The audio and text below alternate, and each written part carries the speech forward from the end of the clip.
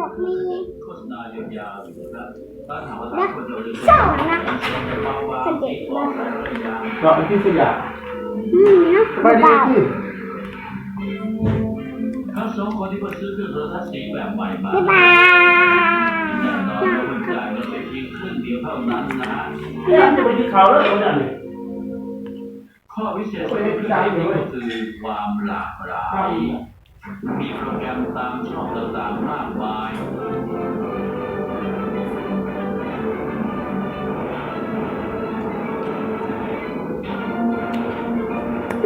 น่าจะ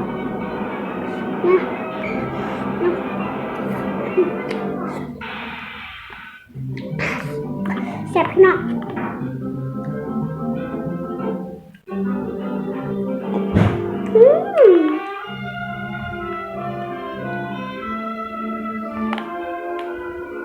ขยะมากินบ่ฮะ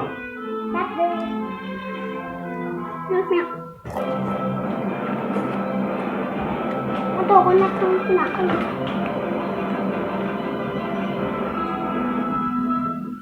และสำหรับรุ่นนี้ก็เหมาะสำหรับช่างตัดผมนะครับ นี่ไหมครับพี่ครับผมมากินหนังครับ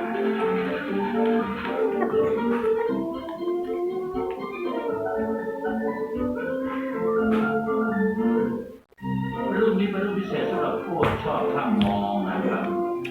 จะกินข้าวคอยได้ สำหรับชาวสก๊อตขี้เหนียวและรุ่นนี้เป็นรุ่นยอดนิยมของชายโสดเสื้อคอลึกเป็นพิเศษเลยทีเดียวนะครับ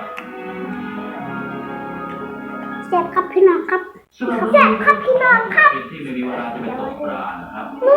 ครับไม่ได้ปากค่ะ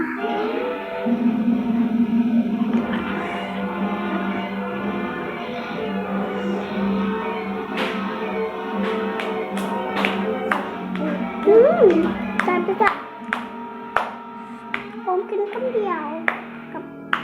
ผมกินเดียว ข้าวที่หนึ่งจ่ายสักเหรียญหนึ่งซันตาอานิตา โอ้โหแบบถึงแบบเดินตาเติมโอ้ยอาไปเลย อาครับสองเหรียญที่ อาไปเลยรอด พิ ติด เศษ มือ เป็นการสำหรับนักพนันได้นะครับ ผมเจอของดีครับนะครับโอ้ครับนี่ครับ เป็นรุ่นยอดนิยม โดน เรา เท คงจะได้เห็นหมดทั้งตัวเลยดีนะครับ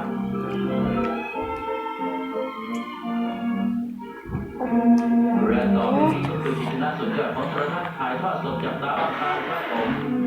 เชิญชมได้เลยครับ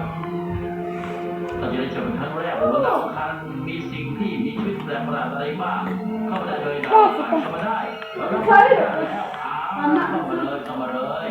เข้ามาเลยเข้ามาเข้ามาสิครับดาวอังคารครับเข้ามาเลยครับเข้ามาเลยครับ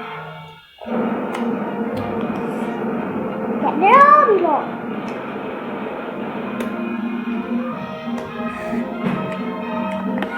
ครับอร่อยมากครับรายการต่อไปมารีดูเฮาส์แอนด์เลิฟ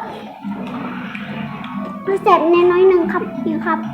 มาเสร็จคือ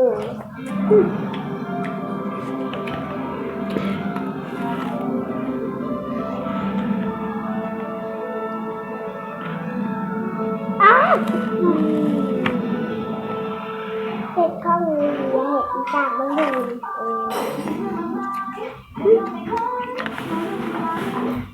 แล้วก็ว่าผมไม่ได้เทียบพวกอันครับใครอยากไปหาเด้บอกยา